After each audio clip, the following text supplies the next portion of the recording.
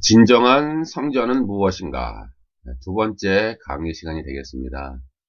앞선 강의에서 말씀드린 것처럼 성전이라고 하는 것은 눈에 보이는 건물이 아니라 하나님의 백성을 성전이라고 하셨고, 하나님이 하나님의 백성을 성전 삼아 하나님의 백성에게 하나님이 거하신다라고 구약부터 하나님께서 쭉 모형으로 성막, 성소, 장막 이런 모형으로 하나님께서 우리들에게 보여주셨다라고 살펴보았고요. 때문에 눈에 보이는 건물, 종교 시설, 시멘트, 콘크리트, 유리, 대리석, 철근, 나무, 석고보드, 저런 인간의 손으로 만든 저런 종교 시설, 건축물에는 하나님이 거하시는 게 아니다. 그리고 그것을 크게 짓는다고 해서 하나님이 영광 받으시는 것도 아니다. 그걸 크게 짓는다고 해서 하나님이 기뻐하시는 것도 아니다. 그리고 그걸 크게 짓기 위해서 성도들이 건축 헌금을 낸다고 해서 하나님이 거기에 복으로 갚아주신 것이 아니다라고 말씀을 드렸고요. 제 말에 반대하시는 분이 있다면 끝까지 한번 들어보시고 이 성경에서 무엇이라고 말씀하는지 우리가 한번 살펴보고자 합니다. 그럼 제가 이제 결론부터 말씀드릴게요. 결론부터 말씀드립니다. 그러면 성경에서 말하는 그러면 성전을 짓는 게 뭐냐 이 말이에요. 성경에서 말하는 성전을 짓는 거는 무엇이냐? 결론부터 말씀드립니다. 그것은 성도가 더욱더 온전한 사람이 되어 그리스도의 장성한 분량이 충만한 데까지 지어져 가는 것입니다. 오직 사랑 안에서 이 성도들이 참된 것을 하여 범사에 그에게까지 자라는 거예요. 그가 누구예요? 예수 그리스도. 예수 그리스도가 충만한 데까지 우리 모든 성도들이 함께 자라는 거야. 자라는 거. 그래서 주님에게서 온 몸이, 다시 말하면 온 몸이 뭐예요? 각 성도의 지체. 성경에는 성도 개개인을 다 지체라고 묘사하지 않습니까? 지체. 각 성도의 온 몸이 각 마디를 통하여 도움을 받고 이렇게 긴밀하게 연결이 되어 있는 거예요. 강력하게 커넥팅 되어 있는 거예요. 각 지체가, 각 성도의 온 몸이 그리스도를 통하여, 각 마디를 통하여 도움을 받고 연결하여 결합이 되어 각 지체의 분량대로 역사하여 그 몸이 뭐예요? 성전. 그 몸을 자라게 하여 사랑 안에서 스스로 세우는 것. 이것이 성경에서 말하는 성전을 지어가는 거예요, 여러분. 이제 결론부터 내렸어요. 이게 본질입니다. 이 본질 놓치지 마시고요. 여러분들이 한걸 많이 해서 그걸로 은행권 대출을 받아서 그걸로 땅을 사고 해서 땅을 담보로 해서 저렇게 설계도를 그려서 거기다가 철근을 받고 콘크리트를 붓고 거기다가 사람이 공사해서 그렇게 해서 인간의 눈으로 짓는 건축물, 종교 시설이 아예 원초적 본능? 그게 아니라 원초부터 아예 처음부터 아예 성전이 될 수가 없고, 성경에는 그것을 성전이라고 하지 않았어요. 아예 처음부터. 그러니까 하나님은 이 솔로몬이 성전을 지을 때 그 성전이 그것이 본질이 아니라라고 이미 하나님은 솔로몬에게 경고하셨잖아요. 경고를 하나님이 날렸어요. 이미 솔로몬에게. 이 성전을 향해서 너희가 회개하고 이 성전을 향해서 기도하고 회개하고 하나님을 의지하고 하나님을 향해서 부르짖는 것이 본질이지, 너희가 나를 떠나서 우상을 숭배하고 하나님 말씀을 어기고 불순종하면은 하나님 이 성전을 다 때려 부시겠다고 그랬어요. 뭐라고요? 이 솔로몬 성전을 다 때려 부셔버리겠다. 그러니까 좀 거칠게 표현할게요. 거칠게 좀 과격하게 표현하면은 이 성전을 다 때려 부셔버리겠다. 왜요? 본질이 아니니까 제대로 이제 결론부터 말씀드렸어요. 여기까지 이게 아주 중요한 결론입니다. 그러므로 하나님은 인간이 만든 건물을 더 이상 성전이라고 하지 말라 이렇게 하셨어요. 어디 감히 인간의 손으로 성전을 짓는단 말인가 이렇게 하나님이 솔로몬에게 말을 하신 거예요. 그래서 솔로몬이 짓는 성전도 참 성전이 아니라 저 하늘에 있는 진정한 성전의 모형이에요. 모형이고 우리 하나님의 백성 하나님이 우리와 함께 하신다는 하나님이 우리를 성전으로 삼는다라고 하는 것에 그냥 모형이고 그림자 모형이고 본질이 아닌데 왜 오늘날 현대의 교회는 이 모형이고 그림자인 종교시설에다가 수많은 돈을 때려박고 그것으로 말미암아 하나님의 귀한 헌금을 거기다 뭐 이자를 내고 원금 갖고 이게 헐떡거리냐 이 말이에요. 왜 헐떡거리냐 이 말이에요. 그러면서 자꾸 성도들 쥐어짜잖아요. 쥐어짜고 자꾸 수많은 헌금 목록을 만들어서 왜 쥐어짜냐 이 말이에요. 그러면서 왜 하나님이 기뻐하는 방법대로 교회 재정을 왜 안 써요? 써야죠. 써야 되지 않아요. 구약에 보니까 3년마다 한 번씩은 그 11조를 모두 몰아서 구제에만 썼다고 그랬는데 제가 11조 강의에서 항상 말씀드렸잖아요. 근데 오늘날에 우리 현대교회는 그 헌금의 재정을 얼마나 구제에 쓰냐 이 말이에요. 그리고 얼마나 하나님이 기뻐하시는 곳에 그 헌금을 쓰냐 이 말이에요. 우리 교인들은 그렇잖아요. 뭐 나는 헌금만 드리면 나의 임무는 다 했어. 하나님이 나머지는 알아서 쓰시겠지. 나는 거기까지는 몰라. 나는 그냥 드리기만 하면 돼. 거기까지는 드리는 것만 하면은 나는 나의 의무는 다 했어. 이게 우리 생각한단 말이에요. 근데 하나님은 그게 아니에요. 그것을 어떻게 쓰느냐. 하나님이 기뻐하는 것에 그 헌금 재정을 어떻게 쓰느냐가 중요한 것이지. 그걸 가지고 땅 사러 다니고 그걸로 막 은행과 대출이자 갖고 원금 갖고 거기서 헐떡거리고 구제를 하더라도 어떤 생색내기용으로만 구제하고 그것도 외형적인 건물 시멘트, 콘크리트, 철근 그런 외형적 건물에 치중을 하냐 이 말이죠. 본질이 아닌 것인데. 그리고서는 그런 외형적 건물을 크게 지으면 하나님이 기뻐하는 것이니 하나님 영광 받는 것이니 왜 그런 거짓말을 왜 하냐 이 말이에요. 왜 교회에서 그런 거짓말을 왜 하냐. 왜 목사들이 교인들한테 왜 그런 거짓말로 가르치냐 이 말이에요. 하나님이 말씀하지 않는 그것을 왜 거짓말로 지어내서 가르치냐 이 말이에요. 그게 제가 말씀드리는 거고요. 제 의견과 반대되시는 분은 잘 한번 우리 같이 들어봐요. 들어보고 성경에서 뭐라고 말씀하신 결론을 내려보자고요. 그래서 하나님이 열왕기상 9장 6절 7절에 보니까 만일 너희나 너희 자손이 아주 돌아서서 나를 따르지 아니하며 내가 너희 앞에 둔 바의 계명과 법도를 지키지 아니하고 가서 다른 신을 섬겨 그것을 경배하면 내가 이스라엘을 내가 그들에게 준 땅에서 끊어버릴 것이요 내 이름을 위하여 내가 거룩하게 구별한 이 성전이라도 이 성전이 뭐예요? 솔로몬 성전. 솔로몬이 지금 하나님 앞에 성전을 짓고 지금 봉헌했잖아요. 봉헌식. 예?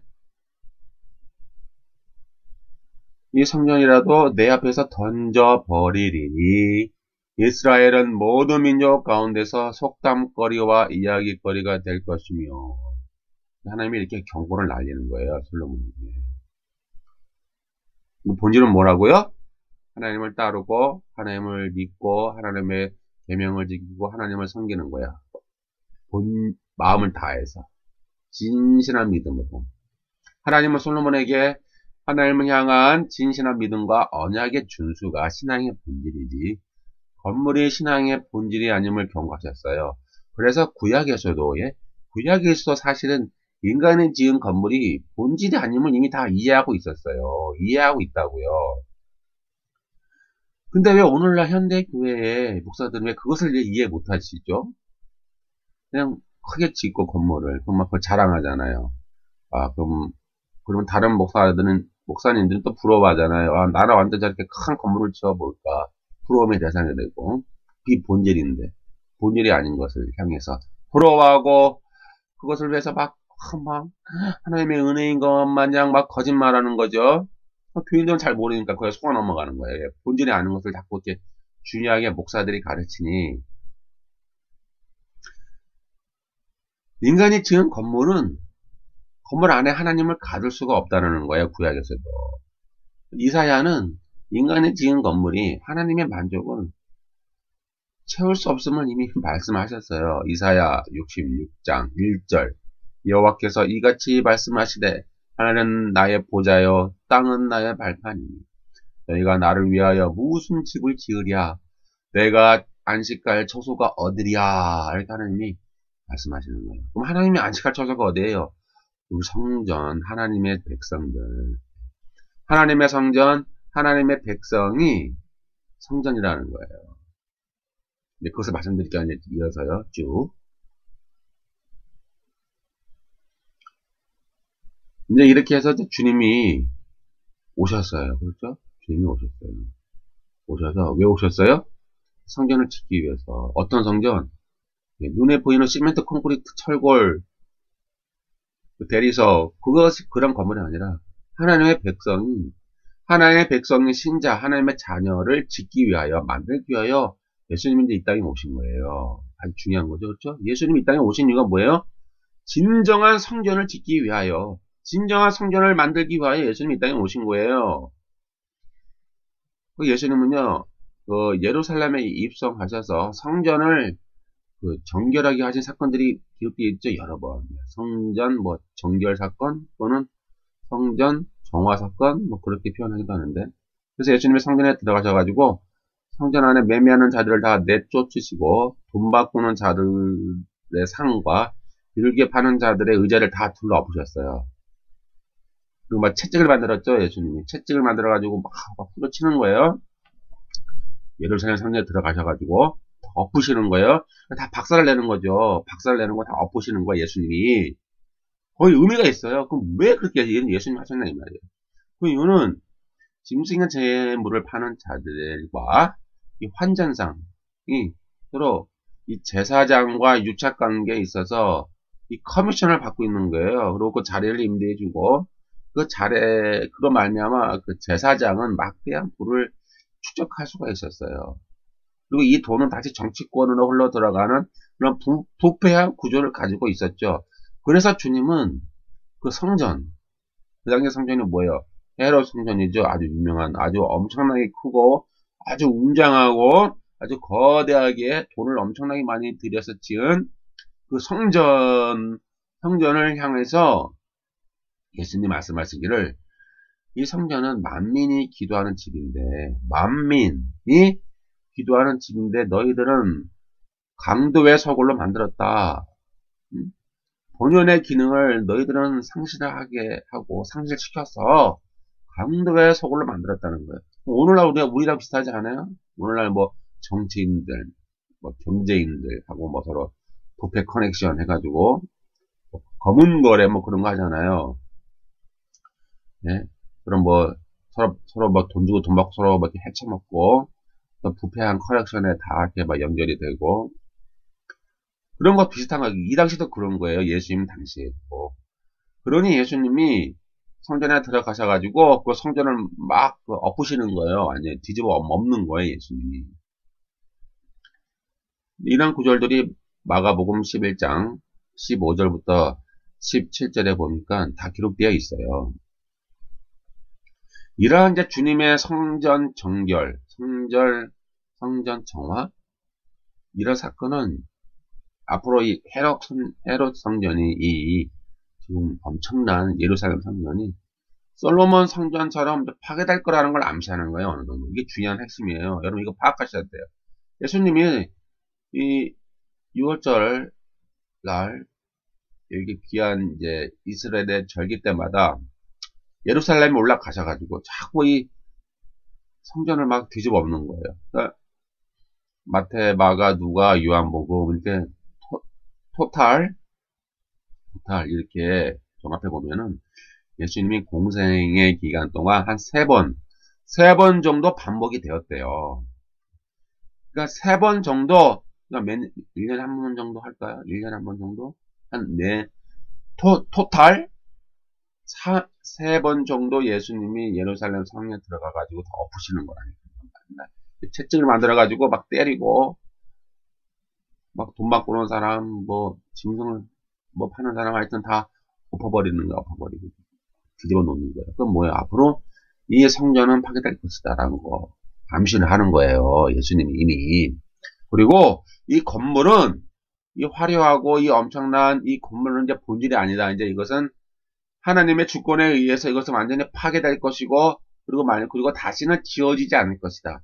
다시는 지어지지 않을 것이다. 라고 하는 그런 영적인, 신학적인 암시가 있어요. 그래서 마가복음 13장 1절 2절에 보니까 예수께서 성전에서 나가실 때에 제자 중 하나가 이르되 선생님이여 보소서 이 돌들이 어떠하며 이 건물들이 어떠하니까. 이게 뭐야? 이 돌과 이 건물이 뭐예요? 지금 예루살렘 성전, 엄청나게 크고 웅대하고 화려한 예루살렘 성전. 그런데 예수님 뭐라고 말씀하셨어요? 네가 이 큰 건물들을 보느냐, 큰 이 건물들을 보느냐, 돌 하나도 돌 위에 남지 아니하고 다 무너뜨려지리라. 멸망당한다는 거예요. 멸망당한다는 거예요. 완전히 파괴된다는 거예요. 이제 하나님의 주권이에요. 하나님이 주권이고, 이 주권을 통해서 하나님이 악의 도구를 들어서 쓰셨어요. 악의 도구가 뭐예요? 로마 제국의 군대. 로마 제국의 군대, 그 멸망에 가증한 것. 다니엘서에서 예언되어 있는 멸망에 가증한 것이 거룩한 곳에 선 것을 보거든. 이것이 이제 AD 70년에 예루살렘 성전이 멸망당한 사건을 예수님이 이제 내다보고 미리 제자들에게 말씀해 주시는 거예요. 그건 이제 완전히 이제 망하는 거야. 망하는 것 망하는 그 주권은 하나님이에요. 하나님이 그런 계획을 이미 갖고 계셨어요. 그리고 그것을 위해서 성취하기 위해 로마 제국이 악을 상징하는 이 적그리스도를 상징하는 악의 축, 악의 제국, 멸망에 가증한 것, 사탄의 도구, 하여튼 그 적그리스도를 상징하는 로마 제국의 군대를 하나님이 악의 도구로 사용하신 거예요. 악의 도구로. 그럼부터 이제 주님이 앞으로 이 예루살렘 성전이 무너질 것이다. 그러니까 예수님이 이제 제자들에게 미리 예언해 주셨고요. 그러면 예수님이 이 땅에 오신 건 뭐예요? 새로운 성전을 이제 짓기 위해 내가 왔다. 새로운 성전을 내가 짓기 위해 예수님이 이 땅에 오셨다라고 하는 것을 어떤 암시적으로 이제 제자들에게 보여주는 거예요. 근데 이제 여기를 또 이해하기 위해서는요, 예수님 자신이 먼저 진정한 성전이 되어 지셔야만 했어요. 예수님 자신이 먼저 성전인 거예요. 이게 무슨 얘기지? 예수님이 성전이라고? 맞아요. 예수님 그분이 성자 하나님이신 주님이 먼저 성전이시란 말이야. 진정한 성전인 예수님. 그 예수님이 십자가에 못 박혀 죽으시고 다시 부활하심으로 말미암아 지성소에 들어갔잖아요. 지성소. 그로 말미암아 예수님이 자신의 몸으로 성전을 완전히 먼저 완성을 해 놓으신 다음에 그리고 나서 하나님 백성을 주님을 따르는 진정한 하나님의 성전, 하나님이 임재하시는 성전으로 이제 만들어 가신다라는 그런 신학적인 의미가 쭉 이어지는 거죠. 그래서 이제 이렇게 예수님이 성전 정결을 하시니까 대제사장들과 서기관들과 장로들이 예수님께 나오잖아요. 이거 어떤 놈이 이러고 아마 그런 거. 야, 네가 뭔데 이렇게 하는 거야? 네가 무슨 권세로? 네가 뭐길래? 네가 무슨 권세로 이렇게 성전을 이렇게만 난장판을 만들어놔? 그랬더니 예수님이 대답을 안 하시는 거예요. 직답을 피하시는 거예요. 그리고 요한의 세례가 하늘로부터냐 사람에게로부터냐 내게 대답하라 이렇게 되묻는 거예요. 네. 마가복음 11장 29절 30절. 왜 그랬을까요? 예수님이 왜 직답을 하지 않으시고 왜 갑자기 요한의 세례가 하늘로부터냐 아니면 사람에게로부터냐 이렇게 직답을 하지 않고 되묻는 거예요. 왜 그랬을까요? 왜? 왜 하필이면 성전 정결 사건과 세례 요한과 도대체 무슨 연관이 있길래 세례 요한이 도대체 성전 정결 사건과 무슨 연관이 있길래 예수님이 그들을 향하여 왜 세례 요한에 대해서 물어보냐 이 말이에요. 이유가 있거든요. 중요한 이유가 있어요. 왜요? 예수님이 세례 요한에게 세례를 받을 때 하늘에서 어떤 음성이 들렸을까요? 너는 내 사랑하는 아들이다. 내가 너를 기뻐하노라 라고 그런 음성이 들렸잖아요. 그리고 예수님이 공생애를 시작하셨잖아요. 이게 중요한 의미가 있거든요. 다시 말씀드릴게요. 이걸 캐치를 잘 하셔야 돼요. 이걸 잘 이해를 잘 하셔야 돼요. 예수님이 성전 정결 사건을 일으키실 때에 대제사장들과 서기관들과 장로들이 예수님께 네가 뭔데 무슨 권세로 이렇게 하냐 그랬더니 예수님이 즉답을 피하시고 요한의 세례가 하늘로부터냐 사람에게로부터냐 라고 예수님이 물었어요. 왜 세례 요한이 무슨 관계가 있느냐 이 말이에요. 그 이유는요. 예수님이 세례 요한에게 세례를 받으실 때에 하늘로부터 하나님의 음성이 들리기를 너는 내 사랑하는 아들이라 내가 너를 기뻐하노라 라는 음성이 들렸기 때문에 그러니까 진정한 아들은 오직 예수 그리스도라는 거야. 진정한 하나님의 사랑하는 아들은 예수 그리스도. 이 구절은요. 시편 2편 7절과 이사야 42장 1절이 결합된 거예요. 예. 시편 2편 7절에 보니까 내가 영을 전하노라 여호와께서 내게 이르시되 너는 내 아들이라 오늘날 내가 너를 낳았다. 요 구절 있잖아요. 여기서 너는 내 아들이다. 요 구절. 이사야 42장 1절에 내가 붙드는 나의 종 내 마음에 기뻐하는 나의 택한 사람을 보라. 그래서 내 마음에 기뻐하는 요 구절이 결합이 됐어요. 이 두 개가 결합이 돼서 하늘의 음성이 너는 내 사랑하는 아들이다. 내가 너를 기뻐하노라 라는 하늘의 음성이 들렸어요. 누구에게? 많은 이스라엘의 군중들 앞에서 그런 하늘의 음성이 하나님의 음성이 하늘에서 들린 거예요. 그러므로써 하나님 말씀하시기를 너희는 이 아들의 말을 잘 들어라. 이렇게 말씀하셨죠. 그럼 이 아들이 뭐예요, 아들? 이제 아들의 의미를 찾아야 돼요. 이 아들이 바로 성전을 짓는 거예요.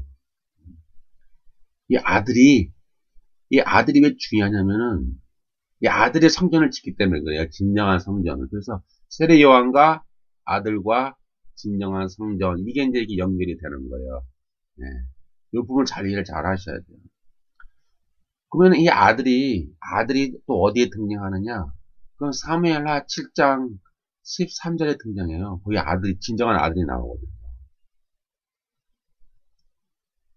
그러면 사무엘하 7장 12절에서 16절에 보니까 다윗이 성전 건축을 하려고 했는데 하나님 그걸 거부했죠. 왜요? 다윗이 젊은 시절 너무나 많은 피를 흘렸어요. 전쟁의 용사에서 많은 사람을 죽였죠. 낭만파 어떤 음악인, 어떤 시인이면서도 또한 전쟁에서는 막 몰불 알가리고 막 죽이는 거예요. 어떤 전쟁의 용사, 또 시인, 음악가, 왕 이런 다양한 모습으로 이 다윗을 묘사할 수가 있는데 그래서 하나님이 거부했어요. 대신 그의 아들의 성전을 짓도록 했죠. 그럼 그의 아들이 누구예요? 솔로몬 왕이잖아요. 솔로몬 왕. 근데 이 얘기를 사무엘하 7장 12절에서 16절에 기록이 되어 있는 거예요. 쭉 이렇게 아들에 대해서 아들. 그래서 7장 사무엘하 7장 12절에 내가 네 몸에서 날 네 씨를 내 뒤에 세워 그의 나라를 경고하게 하리라. 그렇게 나와있어요. 그가 내 이름을 위하여 집을 건축할 것이요. 나는 그의 나라의 왕위를 영원히 경고하게 하리라. 이렇게 나와있어요. 그럼 우리는 통상적으로 그 내시가 누구라 보통 우리가 해석했어요. 솔로몬 왕. 그리고 그는이 누구의 그는이? 솔로몬 왕. 솔로몬 왕이 솔로몬 성전을 지었으니까 그렇게 해석을 했잖아요. 보통 통상적으로. 그러나 세례 요한의 이게 예수님의 세례를 받으시고 하늘에서부터 들기를 이 예수가 내 사랑하는 아들이다. 내가 너를 기뻐하노라라고 하는 음성을 들려주심으로써 이 솔로몬이 그 아들이 아니라는 얘기예요. 반증을 하는 거예요. 솔로몬이 그 아들이 아니라 예수가 그 아들이라는 얘기의 진정한 의미는 사무엘하 7장 12절에서 16절까지의 그 내시 그 아들은 솔로몬이 아니라 예수 그리스도인데 그 예수 그리스도께서 이 땅에 오셔서 내 이름을 위하여 집을 건축하라는 거예요. 건축할 것이라는 거예요. 내 이름을 위해서 집이 누구예요? 하나님의 백성들. 이것이 중요한 본질이에요. 그래서 예수님이 이 땅에 그 사무엘하 7장의 사건을 성취하기 위하여 하나님의 집을 짓기 위하여 예수님이 이 땅에 오셨고 그것이 예수님이 세례 요한에게 세례를 받으심으로 하늘에서 이제 선포된 거예요. 너는 내 사랑하는 아들이라. 내가 너를 기뻐하노라 함으로써 이제 공식적으로 이 예수 그리스도께서 하나님의 집, 하나님의 성전을 짓기 위한 공생의 사역을 시작하시는 것이었습니다. 네, 이것이 중요한 핵심이에요. 이걸 놓치시면 안 돼요. 근데 이걸 자꾸 놓치고요. 이 목사님들이 네? 나는 뭐 땅을 사서 건물 지었어. 그러면 다른 목사님은 부러워하잖아요. 나도 부러워. 나도 짓고 싶은데 얼마나 빚을 지어야 되나. 알아보고 다니잖아요. 은행 다니면서. 얼마의 연 몇 프로에 얼마의 돈을 대출 받을 수 있겠습니까? 그러면서 이제 막 그때부터 시작하는 거예요. 이제 딜을 하는 거예요. 딜. 그러면서 성도들에게는 기도했더니 하나님이 이 건물, 종교 시설을 지으라고 하나님이 음성을 들려주셨다. 하나님이 그러한 계시를 주셨다라고 이제 거짓말을 하게 되는 거죠. 거짓말. 자기 자신이 자기 스스로의 또 환상을 만들어내는 거예요. 그리고 그거를 성도들의 강조를 하고 성도들은 잘 모르니까 그냥 양이니까 어리석은 양이니까 잘 모르잖아요. 그러니까 그냥 따라가고 무엇이 본질이고 무엇이 본질이 아닌지를 분별하지 못하니까 이렇게 하는데 제가 그래서 지금 본질에 대해서 말씀을 해드리는 거예요. 성경 구절을 통해서 그러면 성경에서 본질을 이렇게 말씀하고 있구나라고 하는 사실을 제가 말씀을 드리는 거예요. 이제 주님은 나단 예언의 성취자로 오신 거예요. 그래서 예루살렘 성전에 들어가서 막 부시는 거예요. 막 부시고 막 엎고 막 난장판 만들어 놓고 막 그러면서 예수님이 독설을 남기는 거잖아요. 독설을 남기는 거예요. 그렇게 함으로써 어떤 상징적인 의미가 바로 새로운 성전을 내가 짓겠다. 예수님이 새로 짓겠다라고 하는 어떤 그 상징적인 표현이 되는 거예요. 이 성전은 1차적으로는 주님의 몸을 가리키는 것이었어요. 예수님 자신이 먼저 진정한 참 성전이 되시면서 구약의 모든 성전 제사를 먼저 주님이 종결시켜야 돼요. 예. 왜냐면은 구약의 성전은 전부 동물 제사를 드려야 됐잖아요. 구약 광야에서 모세를 통하여 그 성소, 성막, 장막을 지을 때부터 계속 동물의 피해 제사를 드렸으니까 예수님이 직접 오셔서 예수님이 자신의 몸으로 제물을 드림으로 그 모든 성전 제사를 종결시키고 완성하시고 부활을 통해 3일 만에 살아나셔서 다시 하나님 보좌 우편에 앉으셔서 완성하셔야 이렇게 완성하셔야 예수님이 참 성전이 먼저 되셔서 이렇게 완성하셔야 이제 주의 백성, 하나님의 자녀를 성전으로 지어 가질 수가 있게 되는 거예요. 마가복음 14장 58절 우리가 그의 말을 들으니 손으로 이 성전을 내가 헐고 손으로 짓지 아니한 다른 성전을 사흘 동안에 지으리라. 예수님 말씀하셨어요. 예수님 말씀하시기를 이 성전을 헐어 내가 사흘 동안에 지으리라. 그건 뭐예요? 예수님의 몸을 가리키는 거예요. 예수님의 몸. 요한복음 2장 19절에서 21절 예수께서 대답하여 이르시되 너희가 이 성전을 헐라 내가 사흘 동안에 일으키리라. 유대인들이 이르되 이 성전은 뭐예요? 예루살렘 성전. 웅장하고 거대한 엄청난 그 성전.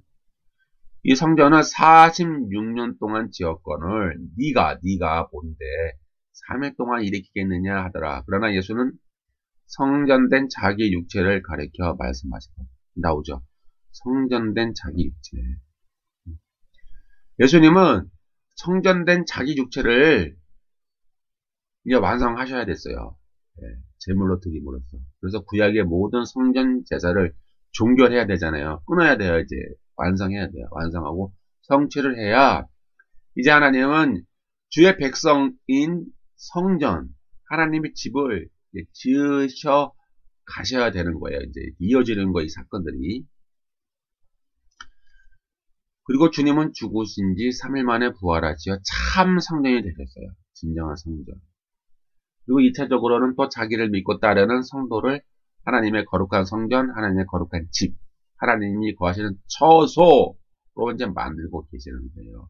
이것이 나단 예언의 사무엘하 7장 13절 그는 내 이름을 위하여 집을 건축할 것이오의 진정한 성취가 되는 거예요. 솔로몬이 아니라는 거예요. 솔로몬 아니에요. 왜요? 솔로몬 성전 무너졌잖아요. 존재하지 않아요. 이게 더 이상 이 세상에는 이제 존재하지 않아요. 솔로몬 성전. 하나님은 지금 다시 솔로몬 성전 같은 그런 지금의 이스라엘 땅에 지금의 팔레스틴 그 세대주의자들이 생각하는 것과 같이 지금의 이스라엘 땅 팔레스틴 땅에 다시는 그 성전을 짓지 않아요. 인간의 손으로. 그 구약의 모든 예언을 문자적으로 너무 해석하니까는 지금 해석을 잘못하고 있는 거예요. 세대주의자들이.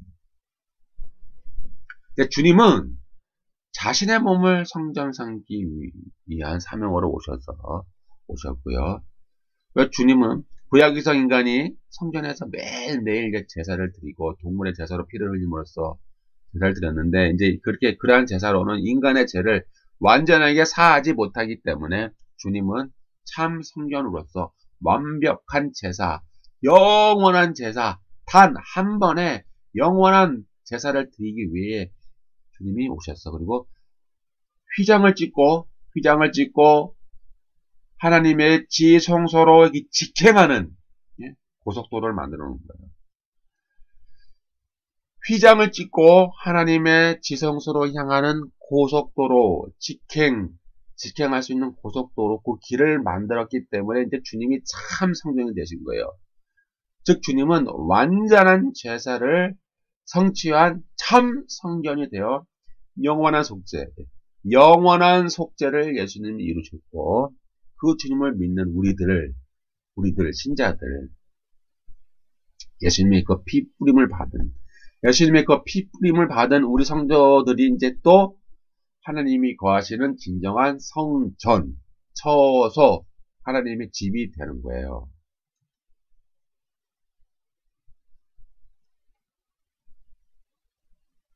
이렇게 참 성전인이 되시고 십자가의 피로 화평의 언약을 세운 주님을 통해 하나님은 그의 백성들 가운데 처소를 만드시고 그들 가운데 거하는 그 성전을 이제 삼으십니다. 하나님은 인간이 만든 건물을 처소로 삼는 것이 아니라 절대로 never 절대로 아니에요. 그의 백성을 처소로 삼고 그들 가운데 거하시어 영원토록 그들 가운데 있겠다고 약속을 하여 주십니다. 다시 말하면 하나님은 인간이 만든 건물에 거하시는 것이 아니라 주의 백성을 성전 삼고 거기에 거하신다라고 약속을 하시는 거예요. 그러니 인간이 만든 건물을 저 시멘트, 철근, 콘크리트를 건물이라고 자꾸 우기니 하나님이 기뻐하시지 않는다니까요, 자꾸. 그렇게 우기니 이거는 그냥 사탄처럼 하나님의 말씀을 변질시키는 것이 되는 거예요. 인간이 만든 건물을 거룩하고 거기에 하나님이 거하신다라고 가르치는 자는 성경을 벗어났으므로 이단이 되는 거예요. 너무 기분 나쁘게 생각하지 마시고 오해하지 마시고 우리가 성경대로 보자고요. 성경에서 뭐라고 말씀하시는지 성경대로 보고 성경대로 판단하자고요. 에스겔은 참 다윗이 되시는 그리스도가 왕이 되시고 하나님이 자기 백성과 언약을 맺고 그들을 처소와 성소로 삼아 그들 가운데 거하시는 종말론적인 환상을 예언하였어요. 이 처소와 성소를 인간의 손으로 만든 환란 성전이라고 우리가 자꾸 해석하면 안 돼요. 세대주의자들이 죄송합니다만. 그러나 이렇게 아직도 해석하는 자들이 너무 많으니 안타까운 거예요. 에스겔 37장 25절에서 28절까지 보면 아주 중요한 게 나와요. 너무너무 중요한 거. 내가 내 종 야곱에게 준 땅, 곧 그의 조상들이 거주하던 땅에 그들이 거주하되 그들과 그들의 자자손손이 영원히 거기에 거주할 것이요. 내 종 다윗이 영원히 그들의 왕이 되리라. 내가 그들과 화평의 언약을 세우고 여기서 그들은요. 여기서 많은 그들은 저 지금 팔레스틴에 살고 있는 이스라엘이 아니에요. 하나의 백성. 그러니까 물론 이제 저들도 구원을 얻겠죠. 저들의 이제 로마서에 보니까 로마서 11장에 보니까 사도 바울이 예언했잖아요. 저들도 마지막에는 돌아오겠다. 이스라엘 백성들도 유대인들도 그들도 돌아와요. 돌아올 것이에요. 그걸 부인하는 게 아니에요. 오해하지 마시고. 그 유대인들도 막 100% 다 돌아오는 게 아니라 유대인들 가운데서 하나님의 택한 사람들 그게 돌아오는 거죠. 그거 오해하시면 안 되고요. 그러니까 유대인들 가운데서 하나님의 택한 백성들이 돌아오고 또 우리 믿는 자들 그러니까 이스라엘 백성이 아닌 그러니까 유대인이 아닌 우리 이제 모든 전 세계에 흩어져 있는 교회 하나의 백성들이 이제 결합이 돼서 하나가 되는 거예요. 하나가. 하나님은 따로따로 구원이 아니에요. 이스라엘 구원, 교회 구원이 아니에요. 교회나 이 유대 구원이란 이제 하나예요. 하나. 성경은 꼭 구매하지 않는다니까요. 근데 자꾸 이 세대주의자들은 자꾸 그걸 구별하죠. 미치겠습니다. 아주. 그러니까 다윗이 그들의 왕이 된다라고 하는 그들은 이 지금 팔레스타인에 살고 있는 유대인이 아니고 우리 교회를 말하는 게 교회 그냥 하나님의 성전 그걸 말하는 거니까 그렇게 이해하고 들으셔야 돼요. 내가 그들과 화평의 언약을 세워 영원한 언약이 되게 하고 또 그들을 경고하고 번영하게 하며 내 성소를 그들 가운데 세워서 영원히 이르게 하리니 이걸 자꾸 세대주의자들은 팔레스타인 가나안 땅에 이스라엘 땅에 자꾸 뭐 환란 성전을 짓는다고 해석하는데 그것이 아니에요. 미치겠습니다. 그들 가운데라는 것은 우리 백성이라니까 교회. 그러니까 나중에 유대인들이 회심하는 유대인들과 우리 교회와 하나예요. 하나 구별 안 된다니까요. 교회라니까 그냥 통틀어서 하나의 교회예요. 그들 가운데에 성소를 세운다는 말은 눈에 보이는 저 시멘트 콘크리트 철근을 짓는다는 게 아니라 우리가 성전이 된다는 얘기예요. 성소가. 그렇게 이해를 하셔야 되는데 왜 그렇게 이해 자꾸 못하실까? 우리를 성전 삼고 우리를 처소 삼아서 우리 가운데 거하신다라고 그렇게 강조하고 있는데 왜 이렇게 해석을 그렇게 안 하시고 문자적으로만 해석을 하실까요? 내 처소가 그들 가운데 있을 것이며 나는 그들의 하나님이 되고 그들은 내 백성이 되고 내 성소가 영원토록 그들 가운데 있으리니 이는 이스라엘을 거룩하게 하는 여호와인 줄 알고. 이 성소, 이 처소라는 말은 저 팔레스틴 이스라엘 땅에 세워지는 환란 성전이 아니라 지금 우리 가운데 우리를 말씀하시는 거예요. 우리 하나님의 백성, 교회들. 그것이 요한계시록 21장에 보니까 하늘에서 내려오는 새 예루살렘 성이잖아요. 그것이 뭐예요? 어린 양의 신부. 하나님의 어린 양이잖아요. 어린 양의 신부. 그리스도의 신부, 어린 양이란 말. 요한계시록에 설명되어 있잖아요. 근데 그것을 우리는 자꾸 팔레스타인에 세워질 환란 성전, 그냥 그렇게 보냐 이 말이죠. 그것이 아닌데, 이렇게 이제 하나님이 우리를 쳐서 삼고 우리 가운데 영원히 우리 가운데 거하시고 우리를 거룩하게 하신다라고 계속 구약은 모형을 통하여 이제 설명을 쭉 해주시는 것이고, 그것을 이제 만들시러 주님이 오셨잖아요. 주님이 오시고 주님이 그 성소의 기초돌과 모퉁이 돌이 되시는 거예요. 예수님이 그 성전에 하나님의 백성인 이 성전에 기초돌과 모퉁이 돌이 되시는 거예요. 우리가 기초돌이에요. 예수님이 기초돌과 모퉁이 돌이 되어 주셔서 이제 하나님의 백성 성전을 주님이 지어가시는 거예요. 그러니까 주님을 통해 영적인 교회, 성전주의 백성이 각 마디마디마다 연락하고 연결하여 주위의 아름다운 성전으로 지어져 가는 거예요. 신자는 성령 안에서 하나님이 거하실 처소가 되기 위하여 예수 안에서 함께 지어져 가는 거예요. 주의 백성은 하나님의 성령이 거하시는 하나님의 성전이 되는 거예요. 우리가 주의 백성은 하나님의 성전이기 때문에 거룩해야 하며 우상과 온갖 더러운 죄악들, 탐욕들, 이기적인 욕망들, 육신의 정욕, 죄의 정욕, 이생의 자랑, 모든 어둠의 세력들을 우리가 단절해야 돼요. 이 세상에 모든 어둠의 세력들과 단절해야 된다고요. 왜요? 우리가 하나님의 성전이기 때문에. 고린도전서 3장 16절 17절 너희는 하나님의 성전인 것과, 너희가 누구예요? 교회를 두고 말하는 거잖아요. 사도 바울이. 네?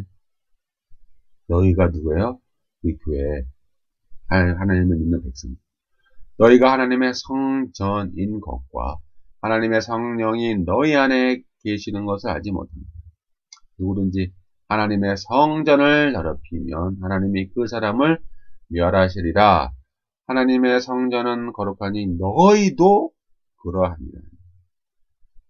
에베소서 2장 21절 22절 이게 아주 중요한 개념이거든요. 이 개념을 놓치지 마세요.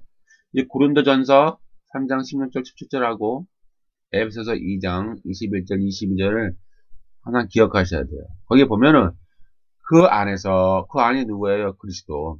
왜요? 그리스도께서 기초돌과 모퉁이 돌이 되어 주셨기 때문에 그 안에서 건물마다 서로 연결하여 주 안에서 성전이 되어가고, 주 안에서 성전이 되어가고, 콘크리트가 아니라, 시멘트가 아니라, 철근이 아니라, 내리석이 아니라 주 안에서 우리가 성전이 되어가고, 너희도 성령 안에서 하나님이 거하실 처소가 되기 위하여 예수 안에서 함께 지어져 가느니라. 이것이 본질인 거예요. 여기까지 이해가 다 되셨어요? 자꾸 그렇지만 아닌데 그래도 하나님은 눈에 보이는 건물을 지으실 거야. 하나님은 저기 팔레스틴 이스라엘 땅에 다시 환란 성전을 지으실 거야. 자꾸 그렇게 생각하지 마세요. 아니야. 그럴 리가 없어. 그럴 리가 없어라고 하는 것을 버리시고요. 성경에서 말하는 그대로 보시자고 자꾸. 너희도 성령 안에서 하나님이 거하실 처소가 되기 위해 예수 안에서 지어져 가는 거예요. 예수 안에서 우리가 함께 지어져 가는 거예요. 우리라니까요. 우리 백성들. 저 콘크리트, 시멘트, 철골, 내리석, 석고보드, 나무, 유리 그런 수많은 건축 자재로 지어진 저 종교 시설이 아니란 얘기라니까요. 예, 아니에요. 그럼 어떡하란 말이냐? 그럼 뭐 종교 시설을 짓지 말란 말이냐? 아니라 그랬잖아요. 그냥 교회 형편에 맞게 지으시면 돼요. 알아서. 근데 너무 뭐 은행권 대출 너무 많이 땡겨가지고 막 원금 갖고 이자 가는데 헐떡거리면 안 되죠. 그러면 교회 재정을 하나님이 기뻐하시는 대로 쓸 수가 없잖아요. 하나님이 기뻐하시는 그런 목적에 써야 되는데 맨날 이자 갖고 맨날 원금 갖고 맨날 돈 없어 돈 없어 하면서 교인들을 막 쥐어짜고 교인들한테 헌금 많이 내 헌금 많이 내 하나님이 복을 주신다고요. 하나님이 30배 60배 100배라 복을 주시니까는 많이 내요. 많이 내고 집도 팔아서 내고 땅도 팔아서 내고 막 집을 담보로 대출 받아서 막 미리 땡겨서 헌금을 냈어요. 그럼 하나님이 더 복을 주세요. 복을 주세요. 복을 주세요. 복을 주세요. 자꾸 이렇게 거짓을 가르치냐고요. 거짓을. 왜 이렇게 거짓을 가르치면서 하나님께서 기뻐하시겠지. 하나님이 영광 얻으시겠지라고 왜 이렇게 거짓으로 가르치냐고요. 이것은 그 중세 신부들이 면죄부를 받았잖아요. 면죄부. 비슷한 거예요. 사실. 중세 신부들이 뭘 했다고요? 면죄부. 면죄부 때문에 그 종교개혁이 일어났잖아요. 그 큰 원인이 됐잖아요.